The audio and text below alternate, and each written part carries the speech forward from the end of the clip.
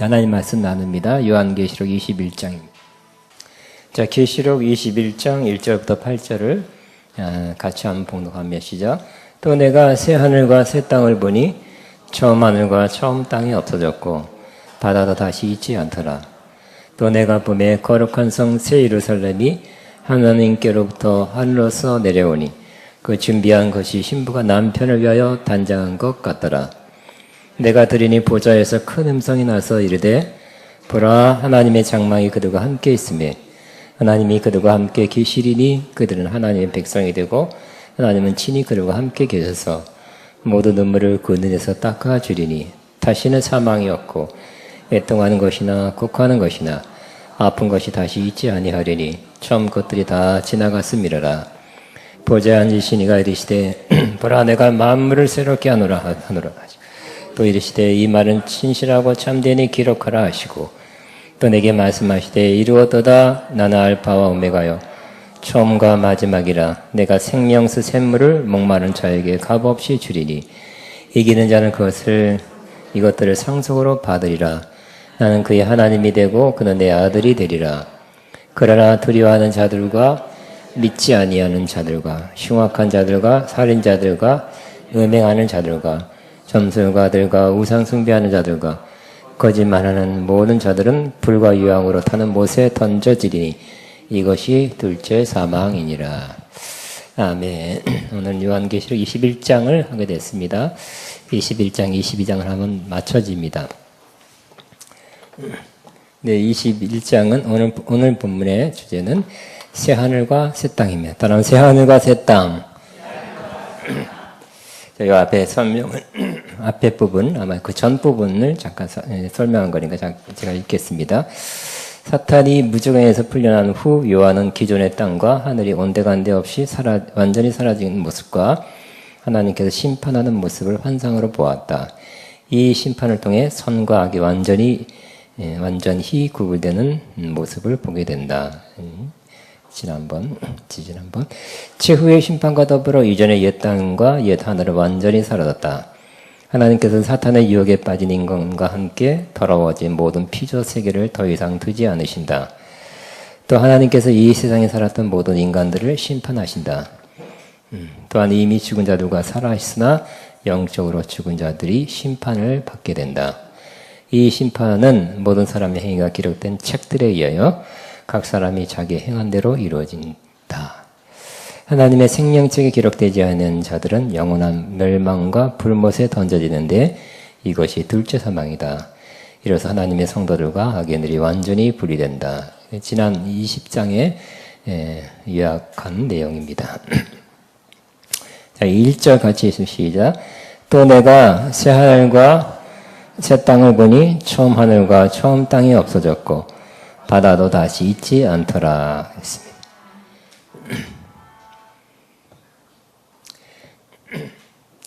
그러니까 새 하늘 새 땅. 항상 이 요한계시록은 불쑥 하나님이 요한에게 가르쳐줘서 또 보여줘서 계시줘서 이렇게 펼쳐진 내용이라기보다는 구약에 있는 내용이 다시 좀 새롭게 계승된 구약에 있는 부분을 다시 예언의 성취다 하는 그런 관점에서 많이 기술되고 있습니다. 그러니까 이 부분은 또 이사야서에 약속된 내용이 이제 다시 한번 이사야가 보고 들은 내용과 유사하게 하나님께서 요한에게 보여줘서 또 말씀하셔서 이 구약에 이미 인정받은 이사야 선지자를 통해 말씀하신 바가 또 요한을 통해서 또 보여지고 들려져서 이제 하나님의 약속이 성취되는 것을 보게 되는 것을 말씀하고 있습니다. 그러니까 새 하늘과 새 땅도 새로운 말이 아니라 이사야서에 이미 예언됐던 말이라는 것입니다. 65장, 이사야 65장 17절, 66장 22절의 내용이 반영된 것입니다. 그 예언이 반영된 거예요. 제가 써놨습니다. 시작. 보라, 내가 새 하늘과 새 땅을 창조하나니 이전 것은 기억되거나 마음에 생각나지 아니할 것이다 그랬어요. 그저 이 내용이 그대로 요한계시록에서 다시 이루어지는 것을 봅니다. 그 다음 66장 20절 시작. 내가 지을 새 하늘과 새 땅이 내 앞에 항상 있는 것 같이 너희 자손과 너희 이름이 항상 있으리라. 여호와의 말이니라. 자, 새하늘, 이 새라는 것은 헬라어의 새라는 뜻은 카이로스, 크로노스 이 두 가지 있죠. 이것은 시간적으로 새롭다는 크로노스가 아니라 그러니까 2018년 또 어느 때부터 2000년도가 2010년도 2020년도 딱 돼서 예수님이 오신다 그런 뜻이 아니라 여기는 카이로스 시간적인 새로움이 아니라 질적이고 본질적인 새로움을 의미합니다.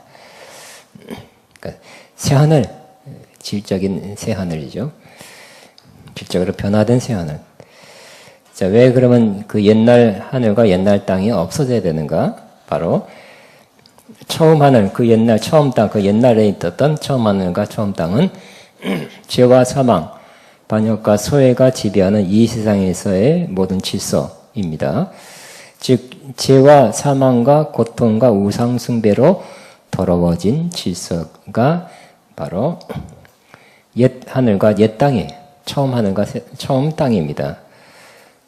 그래서 하나님은 이 모든 것을 새롭게 하신다는 것입니다.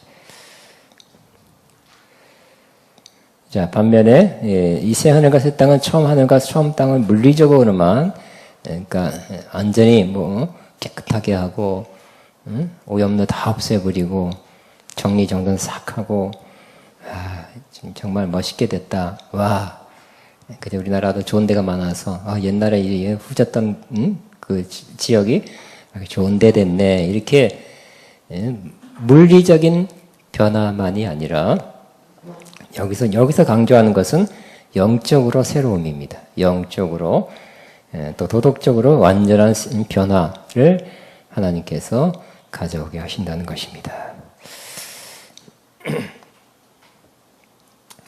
참조는 잊지 않게 오늘 할 부분 많은 것 같고, 자, 새 하늘과 새 땅은 하나님이 온전히 임재하시고 그분의 통치가 이루어지는 곳이며 지극히 영적이며 의가 지배하는 곳이다 그랬어요. 자, 우리 베드로도 새 하늘과 새 땅에 대한 받은 바 계시가 있어서 기록했습니다. 시작. 우리는 그의 약속대로 의가 있는 곳인 새 하늘과 새 땅을 바라보노라. 그러니까 의가 지배하는 나라, 하나님의 뜻, 또 말씀이 지배하는 곳이 새 하늘과 새 땅이라는 것입니다. 그저 아무리 깨끗하고 아무리 현대적이고 아무리 멋있는 곳이라 할지라도 거기에 불의가 있고 죄악이 있고 타락이 있고 세속적인 것이 있다면 새 하늘과 새 땅이 아니겠죠. 그래서 처음 하늘과 처음 땅이 없어졌고 바다도 다시 있지 않더라. 네, 처음 하늘과 처음 땅은 하나님께서 창조하셨지만 범죄로 인하여 죄와 사망이 들어왔고 하나님을 대적하는 곳으로 변하였다. 이 하늘과 땅은 죄와 사망이 완전히 사라지는 종말론적 구속을 기다린다 그랬어요. 지금 우리는 어느 땅에 살고 있습니까? 새 하늘과 새 땅이에요? 아직 처음 하늘과 처음 땅입니까? 예, 로마서 8장 보겠습니다. 로마서 8장.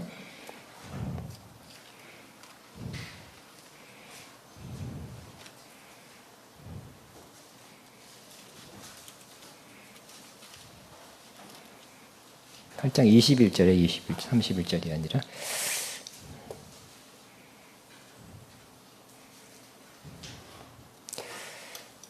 20절부터 읽어야 되겠 29절부터 읽어야 되겠네요. 시작. 피조물이 고대하는 바는 하나님의 아들들이 나타나는 것이니 피조물이 허무한 데에 굴복하는 것은 굴복하게 하시니로 말미암니라. 그 바라는 것은 피조물로 썩어짐의 종로로 턴데서 해방되어 하나님의 자녀들의 영광의 자유에 이르는 것이니라. 피조물이 다 이제까지 함께 탄식하며 함께 고통을 겪고 있는 것을 우리가 아느니라. 그러니까 우리도 여러분이 구원받아서 감사합니다. 당연하죠. 은혜 받아서 감사합니다. 성령 받아서 감사합니다. 기름 부음 받아서 감사합니다. 그럴 때가 있죠.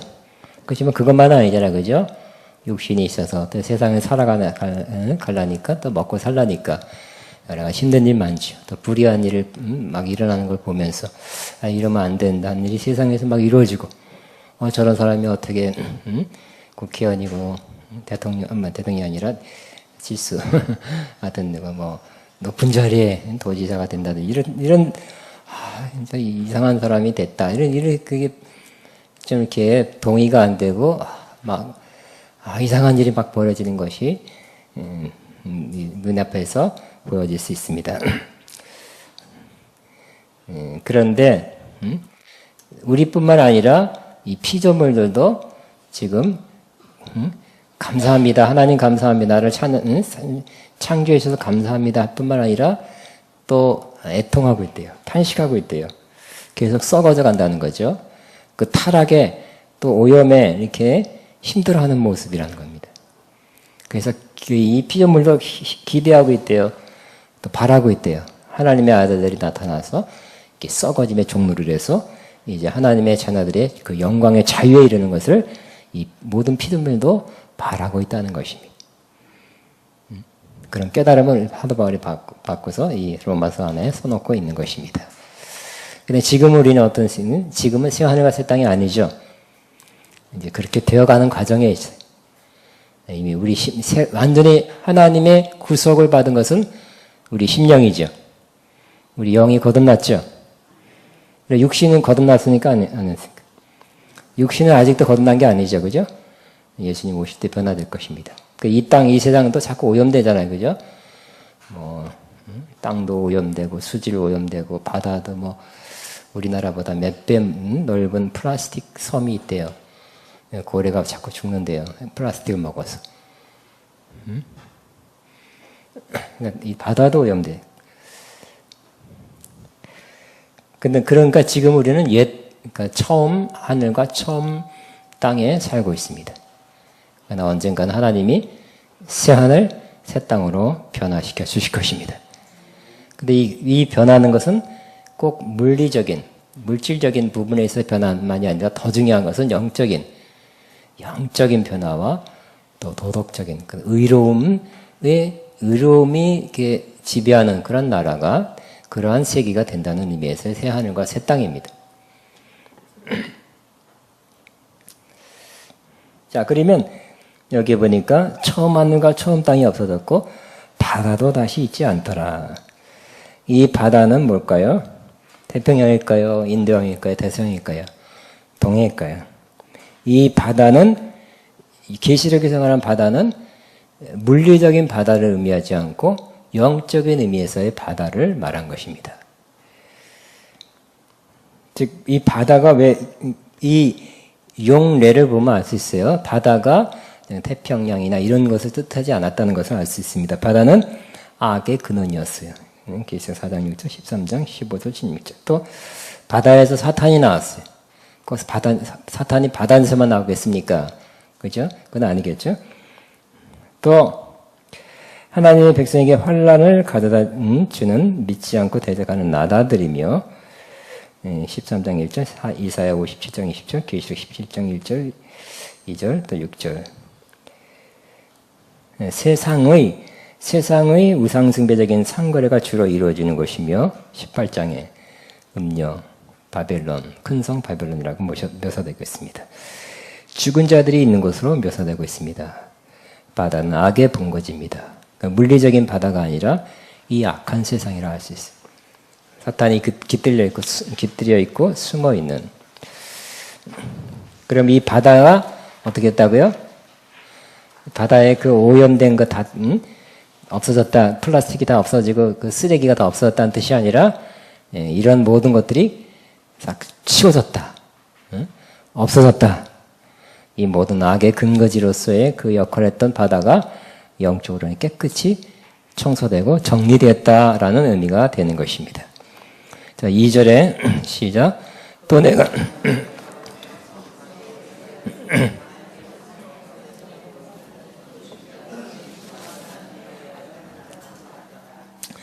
거룩한 성 예루살렘이 내려오는데 하늘에서. 와, 굉장하죠. 사도 요한은 성이 하늘로부터 내려오는 것을 환상으로 봤습니다. 이 거룩한 성에 대해서는 다음 시간에 또 자세히 다음 본문에 나옵니다. 그렇지만 여기도 굉장히 중요한 성이죠. 새 예루살렘 성, 거룩한 성, 새 예루살렘이 하늘로부터 내려온대요. 그 준비한 것이 신부가 남편을 위하여 단장한 것 같더라. 그래서 이것도 이렇게 해석한 사람이 있잖아요. 우리 많이 들어서. 문자적으로 해석하면 어떻게 될까요?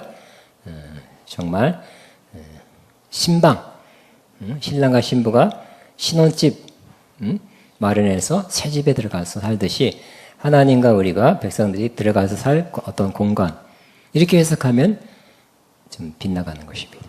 다음에 또 나옵니다. 하나의 상징과 비유죠. 그래서 그것같이 상징으로 환상하는 걸 봤지만 자세히 보고 영적으로 해석하면 이 거룩한 성은 다음 시간에 나옵니다. 몇 킬로 위로 몇 킬로 해서 어떤 지역, 우리가 어느 나라 갔더니 너무너무 좋았다는 하나님과 하나님 백성이 모여서 사는 그런 지역을, 또 건물을, 성을 의미하는 것이 아닙니다. 자, 해설을 읽습니다. 메시아가 강림하실 때 펼쳐질 새 예루살렘에 관한 개념이 유대의 묵시문학에서 찾아볼 수 있다. 단의 유언에서는 이러한 묵시문학이에요. 새 예루살렘에서는 성도들이 하나님의 영광을 영원토록 즐거워하고 향유하는 것으로 묘사되고 있다. 바룩 이서에는 그곳에서 성도가 영광 중에 새롭게 되고 또 영원히 완전하게 될 것이라고 기록하고 있습니다. 또 계시록 3장 12절에 빌라델피아 교회에 충성된 자들에게 이렇게 약속했습니다. 시작. 하나님의 성, 곧 하늘에서 내 하나님께로부터 내려오는 새 예루살렘의 이름이 새겨질 것이다. 각 사람 위에 하늘의 새 예루살렘의 이름이 기록될 것이다. 자, 새 예루살렘에서 새라는 단어도 카이로스. 즉 후에 자, 예루살렘 성은 누가? 다윗이 세웠죠. 다윗이 성을 정복하고 다윗 성을 세웠어. 예루살렘 성을 세웠어. 하나님의 기뻐하는 종 다윗에 의해서 하나님을 경배했던 그런 예루살렘 성입니다. 그러나 조금 후에 그 아들 솔로몬 때에서 바로 타락합니다. 그 아들 때는 더 타락해서 결국 두 아들이 갈라지죠. 솔로몬의 아들들에 의해서 북이스라엘과 남유다로 갈라집니다. 대대로 이스라엘 왕들은 타락한 왕, 몇 왕 빼놓고는 다 타락한 왕들이에요. 그래서 이 예루살렘 성은 처음에만 좋았지만 후에는 타락한 성이 되어버려요. 과거에 있었던 그 예루살렘 성은. 그래서 그런지 하나님은 지금 여러분 성지실에 가면 예루살렘 성은 벌써 없고 그 성벽 일부를 보는 거야, 우리가 성벽 일부. 그 있었던 것. 자취는 볼 수 있지만 온전한 모습은 없습니다.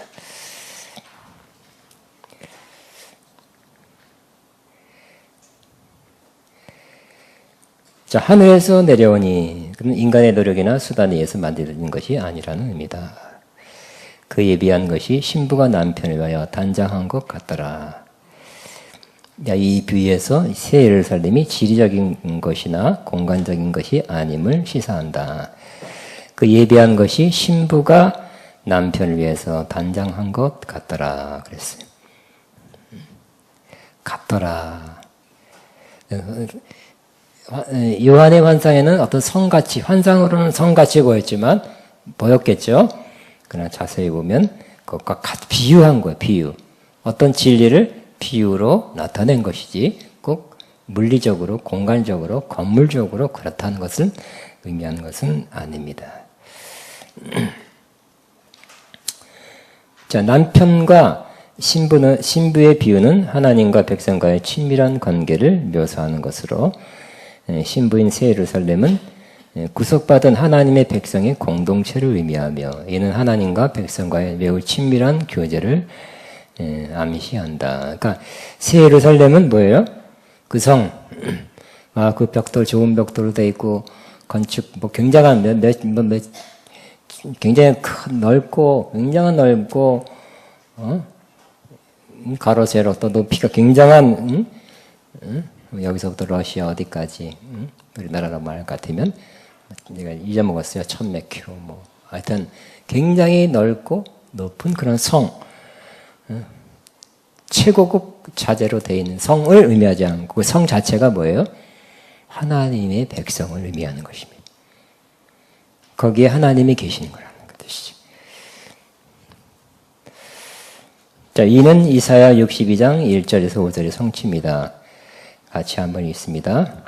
내가 여호와로 말미암아 크게 기뻐하며 내 영혼이 나의 하나님으로 말미암아 즐거워하리니 이는 그가 구원의 옷을 내게 입히시며 공의의 겉옷을 내게 토하심이 신랑이 사모를 쓰며 신부가 자기 보석으로 단장함 같게 이사야 61장 1절에서 5절을 또 읽는 게 더 낫겠습니다. 이사야 62장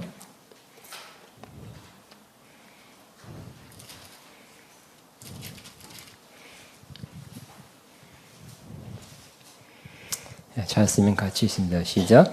나는 시온의 의가 빛같이 예루살렘의 구원이 햇불같이 나타나도록 시온을 위하여 잠잠하지 아니하며 예루살렘을 위하여 쉬지 아니할 것인즉 이방 나라들이 내 공의를 모두 왕이 다 내 영광을 볼 것이요 너는 여호와의 입으로 정하실 새 이름의 일컬음이 될 것이며 너는 또 여호와의 손의 아름다운 관 내 하나님의 손의 왕관이 될 것이라.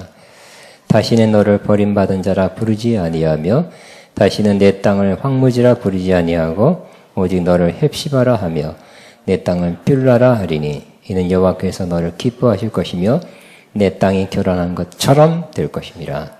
마치 청년이 처녀와 결혼함 같이 내 아들들이 너를 취하겠고 신랑이 신부를 기뻐함 같이 하나님이 너를 기뻐하시리라.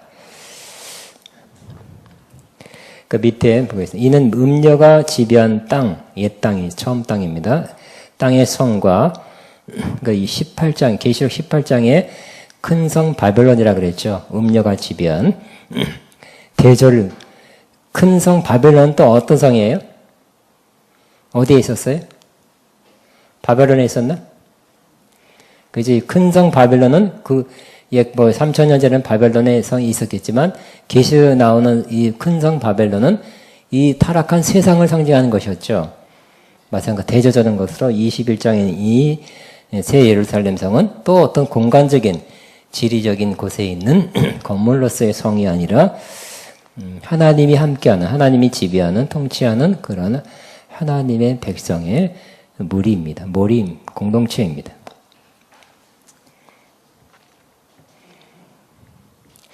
자, 이 음녀가 지배한 땅의 성, 큰 성 바벨론과 대적을 이루는 것으로 하늘로부터 온 성의 정결함을 이 땅은 뭘 상징해요? 타락한 것이죠. 죄 때문에 타락하고 오염된 것이에요.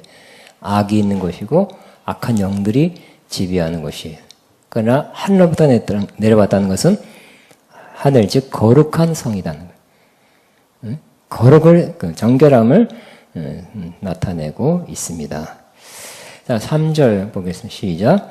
내가 들으니 보좌에서 큰 음성이 나서 이르되 보라 하나님의 장막이 사람들과 함께 있음에 하나님이 그들과 함께 계시리니 그들은 하나님의 백성이 되고 하나님은 친히 그들과 함께 계셔서 하나님의 장막이 사람들과 함께 있음에 그랬어요.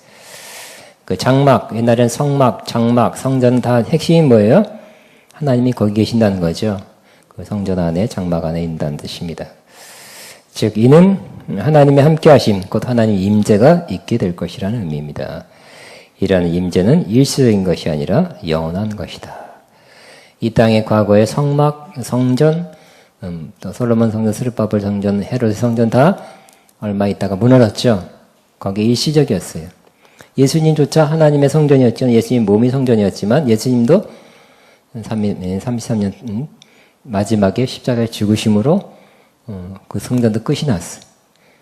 그리고 그 다음에는 성령 받은 우리가 하나님의 성전이라고 말씀하고 있죠. 그 성령 받은 하나님의 사람들의 그 공동체, 그것이 바로 하나님의 성전입니다.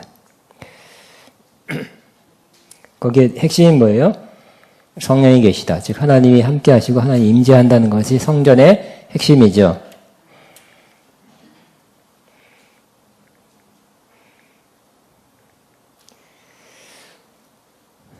저희는 하나님의 백성이 되고 하나님의 친히 저희와 함께 계셔서 이러한 구절은 구약성경에서 자주 나오는 관용적 구절로서 하나님께서 자기 백성들을 구속하신 목적을 나타내는 것.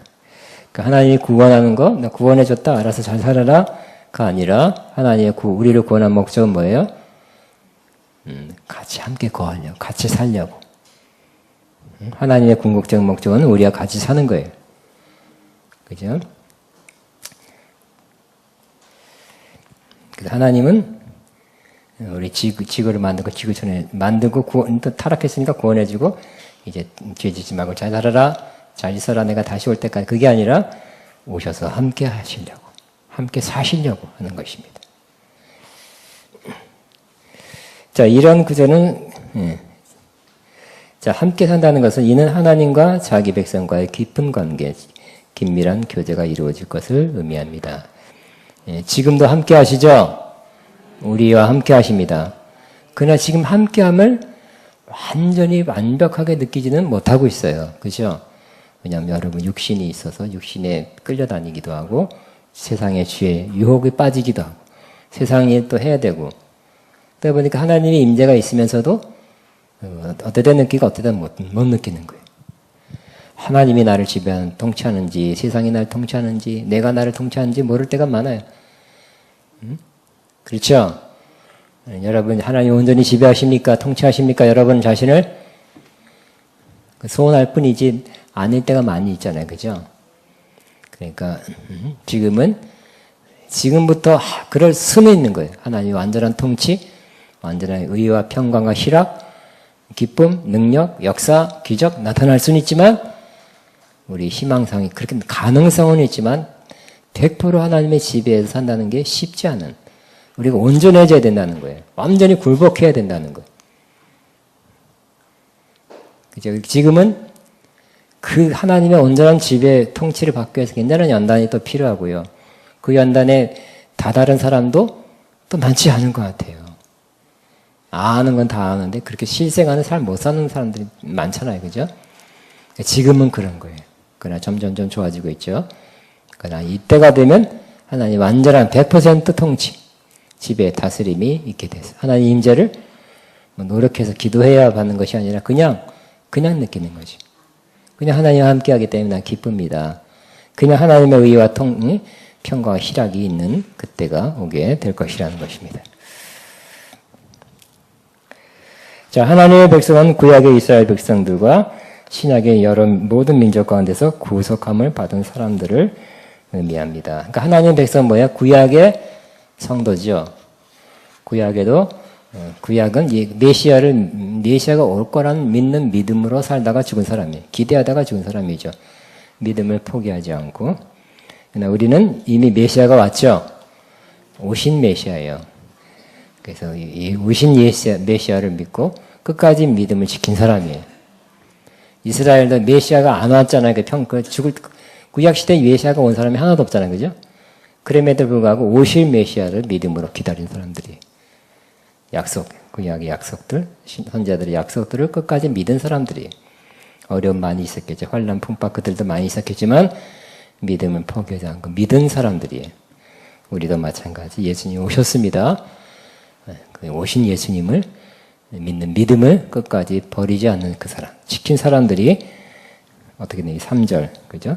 이 축복을 하나님이 함께 하시는, 그들 가운데 거하시는, 임재하는 축복을 누리게 될 것입니다.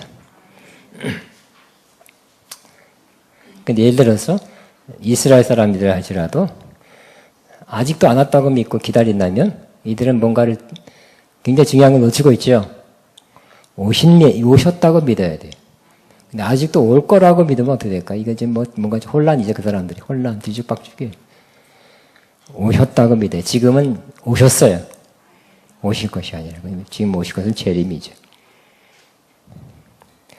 자, 네 번째 4절 참 시작. 모든 눈물을 그 눈에서 닦아주리니 다시는 사망이 없고 애통한 것이나 아픈 것이 다시 있지 아니하리니 처음 것들이 다 지나갔습니다. 자, 눈물. 옛날 세상에서는, 옛날 새하늘 새 땅에서는, 옛날 땅 옛날 하늘에서는 눈물이죠. 또 뭐예요? 다시는 사망, 죽음의 죽음. 눈물 최근에 흘리셨습니까? 또 사망, 여러분 죽지 않아서 오셨지만 여러분 주변의 사람들이 죽지 않았습니까? 애통, 울지 않았습니까? 아픔, 병든 거 아픈 거 있었습니까?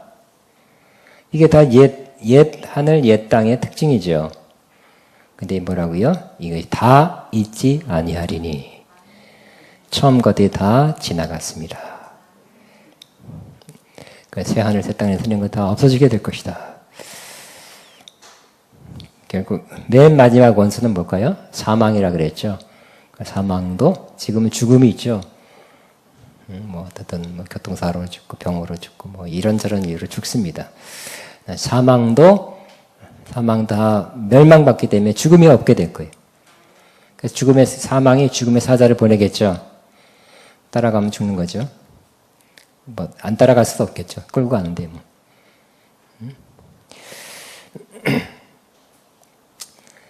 그러나 새 예루살렘은 하나님께서 영원히 임재하는 곳으로 처음 것들이 모두 사라지고 하나님의 의와 평강과 희락이 있는 곳이다 그랬어요.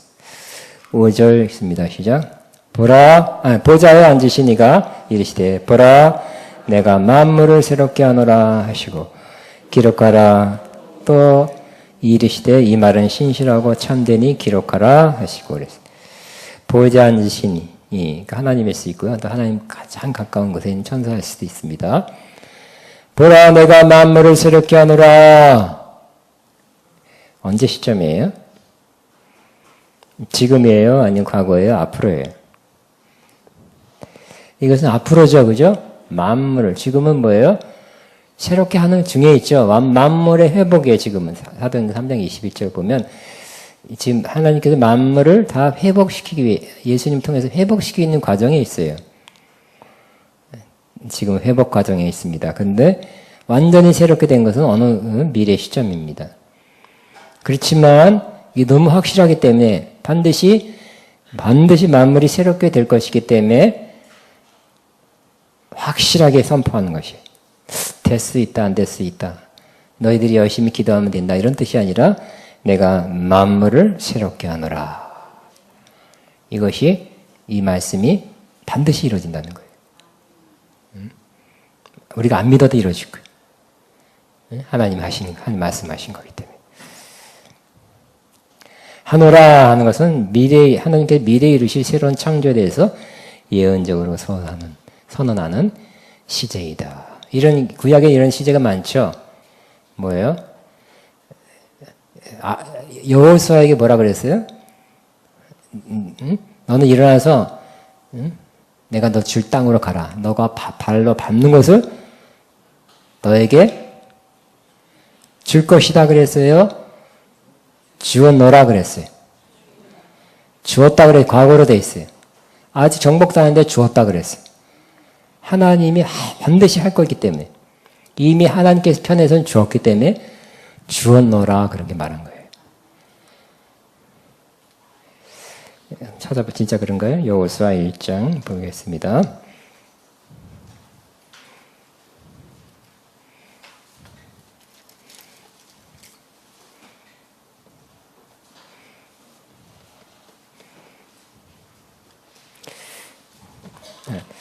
지웠노니 이렇게 되어 있네요. 자, 2절 3절 시작. 내 종 모세가 죽었으니 이제 너는 이 모든 백성과 더불어 일어나 이 요단을 건너 내가 그들 곧 이스라엘 자손에게 주는 그 땅으로 가라.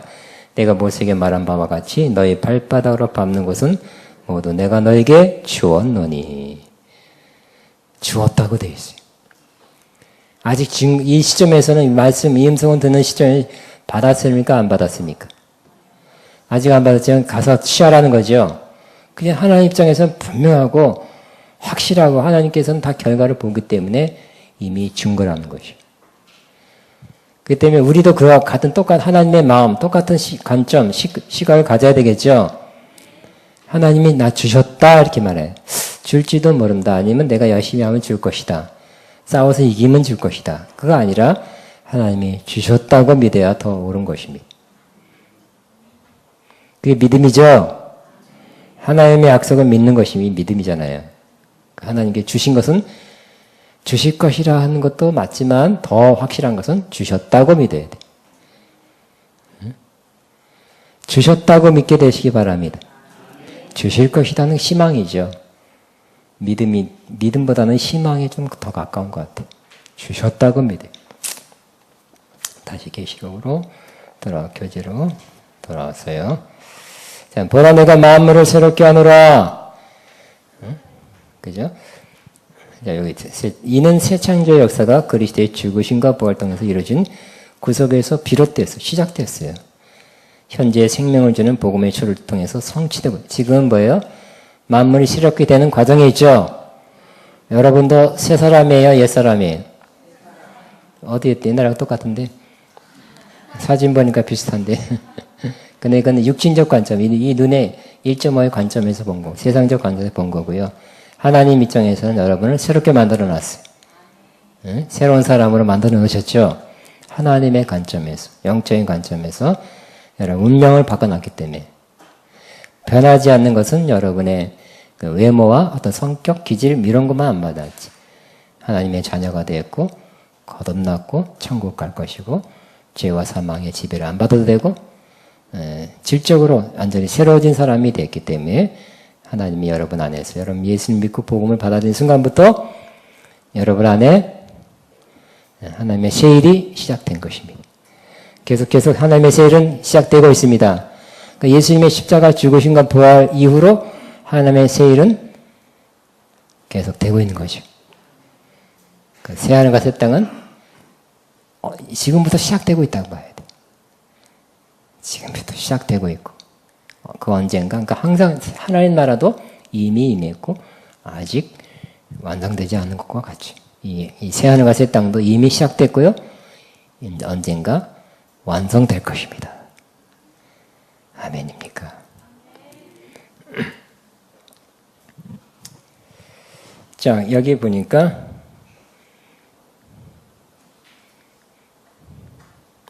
그러니까 누구든지 복음을 전해서 그들이 받아들이면 그 안에 새 하늘과 새 땅 속에 속하는 사람이 되는 거죠. 새 사람이 되고요. 그 다음에 시작. 보라 내가 새 하늘과 새 땅을 창조하나니 이전 것은 기억되거나 마음에 생각나지 아니할 것이라는 약속이 이루어진다. 자, 새 하늘과 새 땅. 이 새 하늘과 새 땅은 어느 날, 지금부터 조금씩 이루어지고 있지만 어느 날 짠하고 완전히 100% 이루어지는 것을 저와 여러분이 보고 느끼게 될 것입니다. 그러나 또 어떤 면에서는 이 새 하늘과 새 땅은 어디서부터 시작돼야 돼요? 아직 완성된 새 하늘과 새 땅은 우리가 아니에요. 그죠? 그러면 새 하늘과 새 땅이 어디서부터 시작돼요?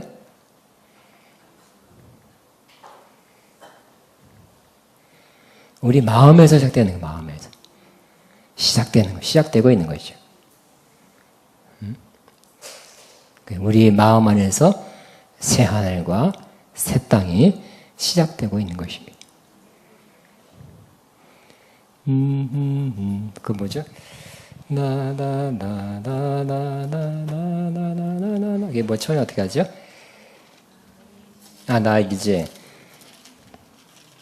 거기에 보면 그런 내용이 있는 것 같아요. 지금 생각났습니다. 436장이네요.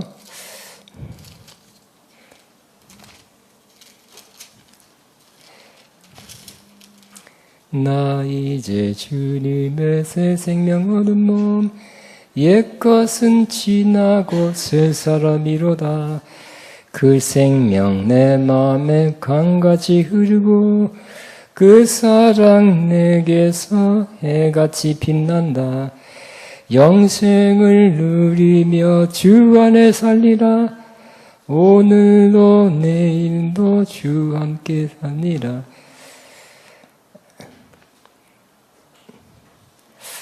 이것도 그냥 이 가사 내용이 오늘 말하는 내용의 상당 부분을 이렇게 포함하고 있습니다. 주 안에 감추인 새 생명 얻으니 이전에 줬던 것 이제는 값없다.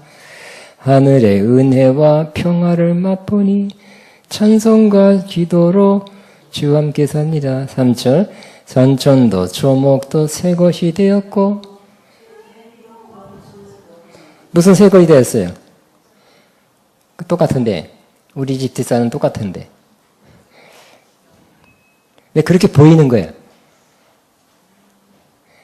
죄인도 원수도 친구로 변한다. 새 생명 얻은 자 영생을 누리니 영생은 지금부터 누리는 거예요. 주님을 모신 맘 뭐라고요? 와, 이분이 이렇게 진짜 이 가사를 누가 썼어요? 이호운? 주님을 모신 맘 새하늘이로다. 주님을 모시는 그 심령이 새하늘이래요. 우리 여름 수련회 춘천에 갑자기 이름을 잊어먹은 어느 기도원이죠? 갑자기 잊어먹었어요. 2년 동안 갔는데 신해산? 우리 아가페 공부하시는 그 여자 목사님이 담임 목사님이 꼭 설교를 한 2번이나 말씀하셨어요. 그래서 새 하늘과 새 땅이 뭐냐? 새로워진 은혜 받은 구원받은 사람의 그 심령이다. 본인이 깨달았는데 어느 목사님 그 책에 있었다. 너무 좋아. 2번이나 얘기하더라고요. 그런 것입니다. 새하늘과 새 땅은 우리 온전히 이루어진 것을 언젠가 보게 될 것입니다. 새하늘과 새 땅은 우리 심령 안에서 시작되었습니다. 주님을 모실 때 성령으로 충만할 때 우리 심령이 새하늘과 새 땅과 같이 될 것입니다.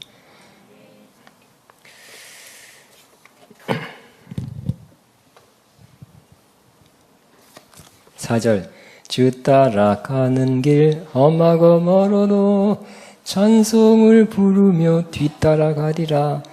나 주를 모시고 영원히 살리라. 날마다 주 함께 영생을 누리며 주 함께 살리라. 오늘도 내일도 주 함께 살리라. 와, 이호운, 박태준 작곡자가 누군가? 아마 이호운 이분이 참 영적 체험도 있고 뭔가 깨달은 사람이네요. 영적으로 1967년에 작곡했다는데 굉장하네요. 그죠? 이 당시 시대에 굉장히 깊은 걸 깨달은 것입니다. 이 가사 내용이 참 성경적이고요. 참 영적입니다. 자, 6절에 같이 있습니다. 시작. 또 내게 말씀하시되 이루었도다. 나는 알파와 오메가요 처음과 마지막이라. 내가 생명수 샘물을 목마른 자에게 값없이 주리니. 알파와 오메가다. 처음과 나중이다. 우리 한 2번 정도 봤습니다.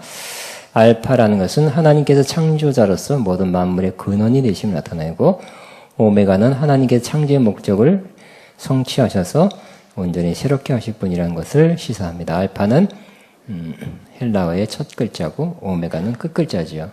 처음과 나중이다. 하나님이 시작하고 하나님이 마칠 것이다. 그냥 마칠까요? 불완전하게 미완성으로 마칠 것이 아니라 완성하며 마칠 것이라는 의미가 있습니다. 하나님이 하신 것은 언젠가는 하나님은 하나님의 때에 완성하실 거예요. 우리 하다가 다 못 마쳤습니다 할 때가 많지만 하나님은 다 이루실 것이라는 뜻이죠. 자, 내가 생명수 샘물로 목마른 자에게 값없이 주리니. 하나님은 우리 영혼의 갈급함을 채워주시는 구속하심과 영생을 주시는 샘물과 같으신 분입니다. 값없이 주신다 그랬어요. 우리의 노력이나 의무사항 이행이나 대가가 지불되지 않고 오직 하나님의 은혜와 호의로 값없이 라는 뜻입니다. 갚는다. 네. 누가 받느냐? 값 없어요. 뭐 이렇게 봉투 큰 거를 마련해서 가는 것도 아니고 막 노력해서 금식해서 뭔가 체결하고 하는 것도 아니고 값 없이 받지만 7절에 시작. 이기는 자는 이것들을 상속으로 받으리라. 나는 그의 하나님이 되고 그는 내 아들이 되리라. 이기는 자가 이것들을 상속으로 받는데 뭐를? 새하늘과 새 땅 그러겠죠. 생명수 이 모든 것 하나님이 지금 약속한 모든 것들을 상속으로 유업으로 받는데요. 그러니까 이기는 자가 결국 요한계시록 전체의 그런 맥락의 주제 중에 하나가 이기는 자가 되라는 거죠.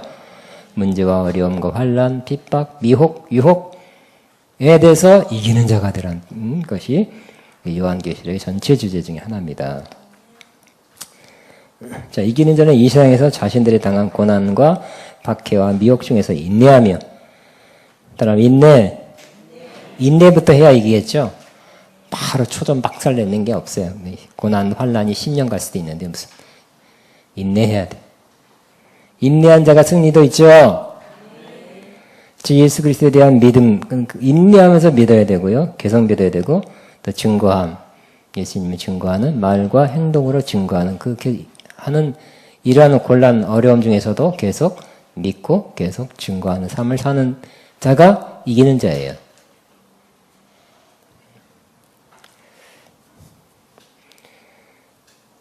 저와 여러분 다 이기는 자 되기를 바랍니다.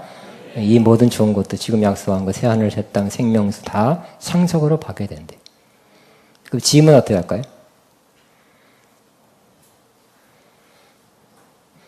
그 반대겠지. 자, 이 8절에 보니까 그런데 지는 자가 특징이 나와 있어요, 사실.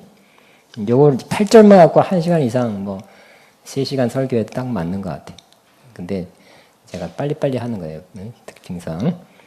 그래서 다음에 이제 요한계시록 갈 때는 조금 본문을 짧게 해서 더 깊이 하고 충분히 막 씹어서 먹어서 소화가 되도록 해야 되겠다는 생각도 합니다. 우리 이때까지 본문을 많이 잡으니까 그걸 1시간에 다 하려니까 빨리빨리 지나갔거든요. 그래서 아쉽다 하는 마음을 갖습니다. 자, 이것도 8절만 해도 굉장히 중요해요. 7절 한 절 갖고 1시간 분명히 설교할 수 있고요. 또 3은 또 작은 잔이 잘 소화되는 말씀. 네, 심령에 새겨지는 말씀이 더 될 수 있다 생각됩니다. 8절도 굉장히 중요해요. 그러나 이기는 자의 반대죠. 그러나 이기지 못한 이유 8가지 때문에 8가지로 계속 8가지의 사람들은 이기지 못한 사람들이에요. 자, 시작. 그러나 두려워하는 자들과 믿지 않은 자들과 흉악한 자들과 살인하는 자들과 음행하는 자들과 점순가들과 우상 숭배한 자들과 거짓말하는 모든 자들은 불과 유황으로 타는 못에 던져지리니 이것이 둘째 사망이라. 새하늘과 새 땅에 영원히 살 사람도 있지만 불과 유황으로 타는 못에 던져질 사람도 있대요. 운명이 굉장히 차이가 나죠. 8명이 둘째 사망이에요. 둘째 사망. 우린 다 세상 사람 한 번은 죽죠. 첫째 사망. 다 부활한다 그랬어요. 야, 살아났다 했지만 심판받아서 둘째 사망에 영원히 죽는 사람은 불행한 사람, 영원히 불행한 사람이죠. 우리도 죽어요. 믿지 않는 사람은 죽어요. 그럼 우리도 부활하죠. 근데 우리가 불못에 그때 깨어나서 살아나서 부활해서 그때부터 죽지 않으면 복된 자죠. 하나님과 함께 영원히 살게 될 것입니다. 그러나 믿지 않는 사람, 또 여기 8가지 해당되는 사람은 영원한 불못에 던져지는데 둘째 사망이래요. 자, 첫 번째 두려워하는 자. 무슨 두려워하는데 이 불못에 갈까? 소위 말하는 지옥에 갈까? 따라하면 두려워하는 자들. 와, 두려워도 이렇게 두려워하는 것이 이렇게 안 좋은 운명에 자신을 빠지게 한다는 거예요. 근데 두려워한다는 건 아이고 두려워, 영화 보고 두려워, 무서운 데가 두려워, 그게 아니라 단지 불신자들만이 아니라 이들은 그리스도를 믿음으로 당하는 핍박과 환난을 두려워하는 것으로 그런 것들이 핍박, 환난, 미혹이 임할 때 그리스도를 부인하거나 타협하여 그리스도께 충성하지 못한 자들이에요. 또 두려운 나머지 자신의 옛날로 돌아가는 자들이. 그죠? 그래서 요한계시를 강조하는 건 뭐예요? 요한계시를 누가 읽으라고 쓴 거예요? 7교회에 써서 보내라 그랬잖아요. 믿는 자들에게 쓴 거죠. 그래서 많이 이렇게 두려워한 자는 두려워해서 결국 핍박, 환난, 시험이 와서 두려워서 뭐 죽을까봐 너무 고통스러울까봐 믿음을 포기한다든지 예수님 부인한다든지 그 옛날로 돌아가면 어떻게 된다고요? 불과 유황으로 타는 못에 간대. 내 말이 아니라 성경에 써 있어요. 제가 더 이상 붙이면 안 될 것 같아요. 김태진 목사가 이랬다 저랬다 할 것 같아. 또 인터넷에 나올 것 같아. 안 돼. 성경 그대로. 귀신 영화 보고 두려워하는 이런 두려움이 아니에요. 그죠? 예수님을 믿고 고백하고 예수님 믿음을 표방하는 것을 두려워하는 거. 왜? 핍박, 예수님 때문에 핍박, 환난, 시험이 와 있는데 내가 또 예수님 믿는다 그러면 큰 어려움, 피해, 손해 많이 볼 것 같은 입장에서 그 처했을 때 두려워해서 결국은 부인하게 되는 주님께 충성함을 거둬들이는 자들은 이렇게 된대요. 그 다음에 믿지 아니하는 자들. 믿지 아니하는 자들도 뭐예요? 그리스도를 구세주로 영접하지 아니하는 자. 당연하죠. 그렇지만 믿는다고 하면서 입으로는 신하는 것 같으나 행위로는 그리스도를 부인하며 사는 자들. 마태복음 7장 21절은 내가 예수 이름으로 주의 이름으로 귀신을 쫓아내고 선자 노릇했습니다. 해도 삶으로 어떻게 살았다고요? 예수님이 이 불법을 행하는 자들아 그랬죠. 불법을 행하며 살았대요. 그 사역은 그렇게 했지만 삶은 불법이었어. 어디 갈까요? 그 사역에 얼마가 있었는지 모르지만 하여튼 그걸 봐서라도 주님과 함께 영원히 있는 것이 아니라 불법 행한 것 때문에 주님으로부터 영원히 멀어지게 된다고 말씀하고 있습니다.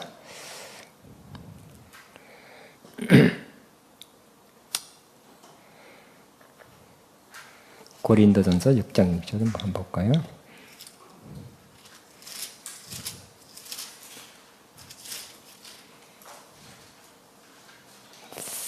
이거는 넘어가겠습니다. 내가 또 잘못은.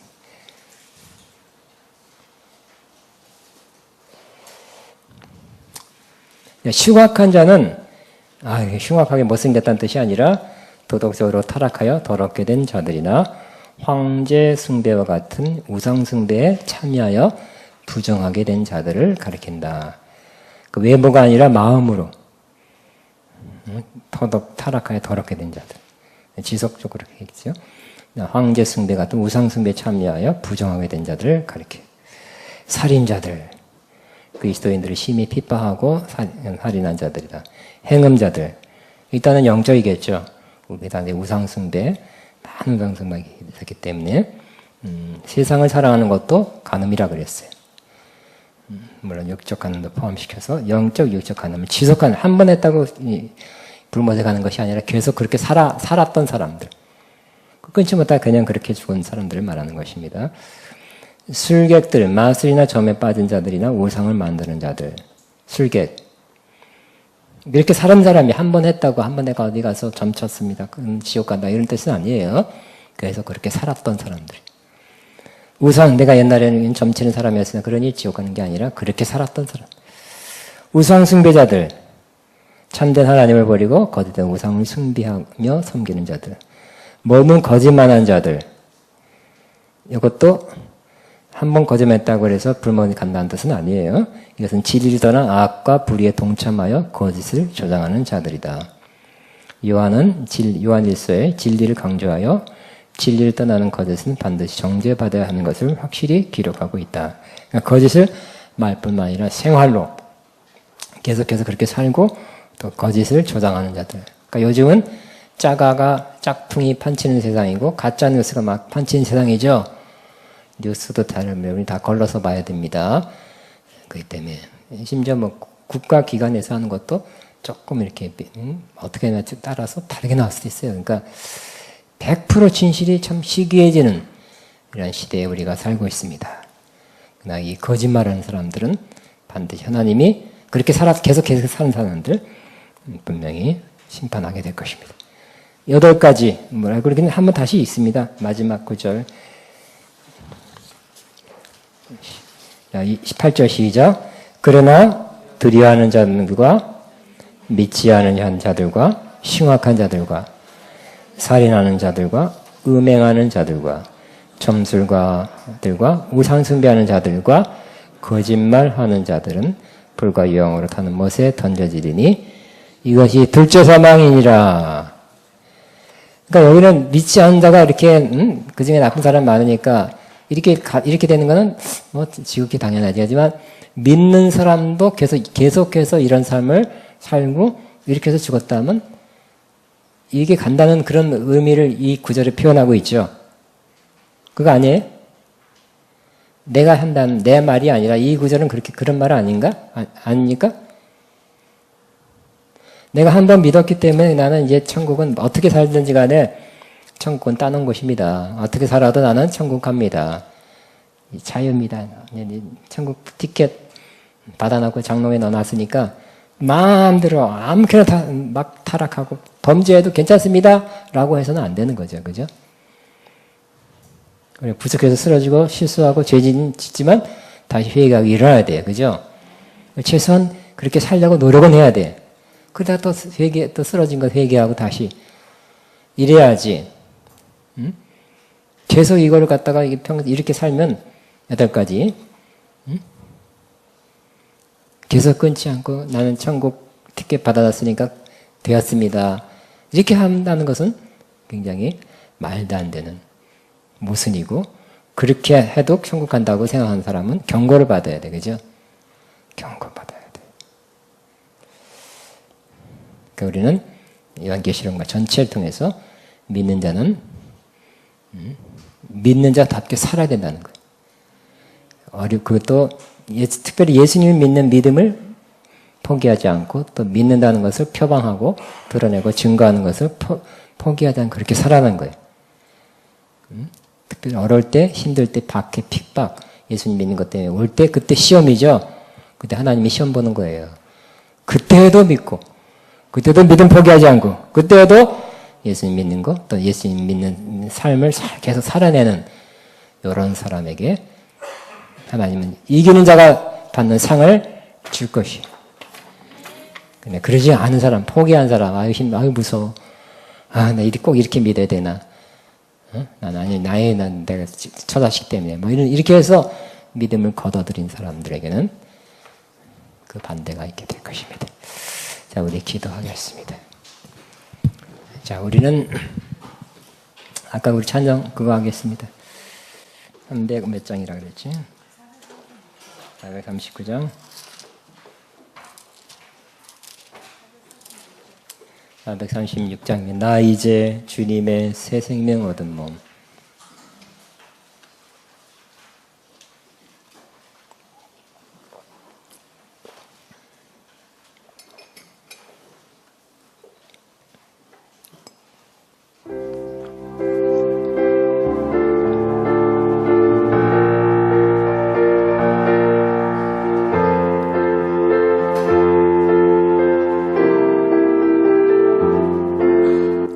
나 이제 주님 새 생명 얻은 몸 옛 것은 지나 새 사람이로다 그 생명 내 맘에 강같이 흐르고 그 사랑 내게서 해같이 빛난다 영생을 누리며 주 안에 살리라 오늘도 내일도 주 함께 살리라 주 안에 감추인 새 생명 얻으니 이전에 줬던 것 이제는 값없다.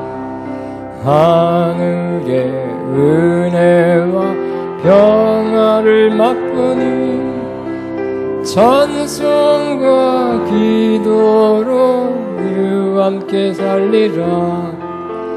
영생은 주님 주 안에 살리라. 오늘도 내일도 주 함께 살리라. 삼천도 조목도 새 것이 되었고 죄인도 원수도 친구로 변한다. 세상 얻은 자 영생을 누리니 주님을 모신 맘새 하늘이로다. 영생을 누린 주 안에 살리라. 오늘도 내일도 주 안에 살리라. 주 따라가는 길 험하고 멀어도 찬송을 부르며 뒤따라가리라. 나 이제 모시고 영원히 살리라. 날마다 섬기며 주 함께 살리라. 영생을 누리며 주 안에 살리라. 오늘도 내일도 주 함께 살리라. 다시 가사가 너무너무 오늘 본문하고 딱 맞네, 그죠? 정말 성령, 정말 이거는 깨달아야 돼요. 성령께서 깨닫게 해줘요. 은혜 체험이 있어야 깨닫을 수 있는 거고요. 정말 새하늘 새 땅 마음 심령에 이루어지고 영생도 죽어서 가는 것이 영생이 아니라 지금부터 누려야 되는 것, 누릴 수 있는 것이 영생이잖아요, 그죠? 굉장히 깊은 깨달음이 있는 그 옛날에 놀랍습니다. 우리 옛날에 많이 불렀는데 이렇게 이 가사 내용을 깊이 의미하지 않고 많이 불렀었던 것 같습니다. 참 좋은 가사예요. 그러니까 우리는 둘 중에 하나, 정말 이런 가사, 이 오늘 말씀대로 새하늘 새 땅이 내 심령에서부터 이루어지고 또 장차 이루어질 것을 기대하며 바라며 또 주님의 생명 가운데 주님과 함께 이렇게 살 것이 아니면 뒤로 물러가서 이렇게 또 8가지 중에 한 사람 돼서 삐딱한 잘못된 길 갈 사람이 될지 우리가 선택해야 될 것입니다. 그래서 우리는 당연히 이 8가지 속에 속하지 않고 지금부터 심령 천국 새하늘 새 땅이 이루어지며 어려워도 박해 시험 환난에도 견디고 인내하고 참고 그래도 예수 믿고 그래도 예수 믿는다는 것 표방하고 또 손해받기도 하고 또 피해받기도 하고 또 몇몇 사람도 숨겨당하도 하면서도 이렇게 사는 사람 되라고 주님 이기는 자가 되라고 말씀하는데 이 말씀을 잘 기억하면서 주여만 하고 기도하겠습니다. 주여 주님 감사합니다. 주님 감사합니다. 나나나나나